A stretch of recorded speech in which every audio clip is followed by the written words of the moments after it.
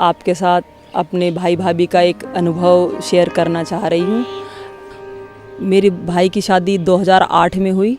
उन्हें कोई संतान की प्राप्ति नहीं हुई 2-2.5 वर्षों तक।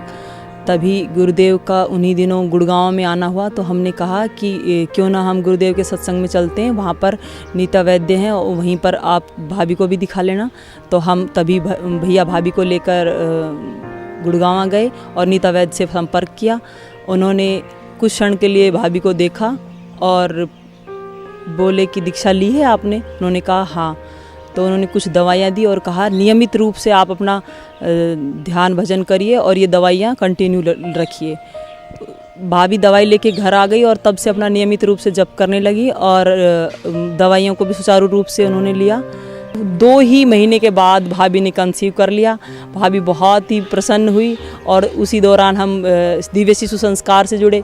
उनके द्वारा बताए गए मार्गदर्शन के अनुसार उन्हें उसी प्रकार से अपने 8 महीने पूरे किए। पूरे स्तोत्र पाठ, सत्संग, गुरुदेव का सत्संग सुनना, नियमित रूप से जप ध्यान पाठ करना।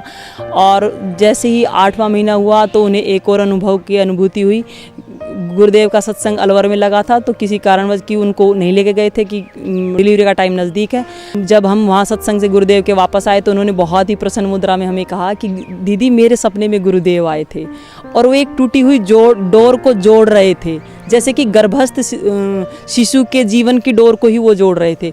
और वो कह रहे थे कि बेटी चिंता मत करना बिल्कुल भी, तुम्हारा जो बालक है वो बहुत ही बलशाली होगा। और कुछ ही दिनों बाद भाभी को टहलते हुए एक बहुत ज़ोरदार ठोकर लगी और उनको तुरंत हॉस्पिटल ले जाया गया। प्रसव की पीड़ा स्टार्ट हो गई थी। हॉस्पिटल में 2-3 दिन तक वो व्यथित रही, लेकिन कोई आराम नहीं हुआ, डिलीवरी नहीं। डॉक्टर बार बार फोर्स करती रही कि आप सिजेरियन करा लो, सिजेरियन करा लो, लेकिन हम सब अड़े हुए थे कि नहीं, हम सिजेरियन नहीं कराएंगे। गुरुदेव के बताए हुए अनुभव प्रयोग के द्वारा हमने वो गाय के गोबर का रस और तुलसी का रस उनको लगातार देते रहे और झमला मंत्र का उन्होंने लगातार जप किया।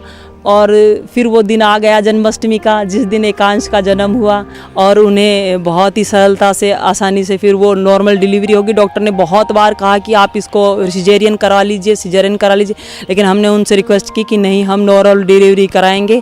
मैं आप सभी से ये गुजारिश करती हूँ कि आप भी ये दिव्य शिशु संस्कार से जुड़िए और अपने घर दिव्य संतान को लाइए। हरिओम, मेरा नाम एकांश है और मैं यहाँ पर शिविर में पहली बार आया हूँ। मैं यहाँ पर अनुष्ठान करने के लिए आया हूँ, तो मुझे यहाँ पर आके बहुत अच्छा लगा। तो मैं शंकराचार्य द्वारा रचित एक भज गोविंदम भजन सुनाने जा रहा हूँ। भज गोविंदम गोविंदम भज मूढ़मते संप्राप्ते सन्निहिते काले नहीं रक्षति डुक्रुन करने। इसका मतलब है कि ये व्याकरण के नियम अंत समय में कभी काम नहीं आते, अंत समय में काम आता है तो गुरुदेव का ज्ञान। जब भी तो कहा है कि तुमसे रोशन है ये जिंदगानी, बापू तुम्हारे नाम की है दुनिया दीवानी। हरिओम।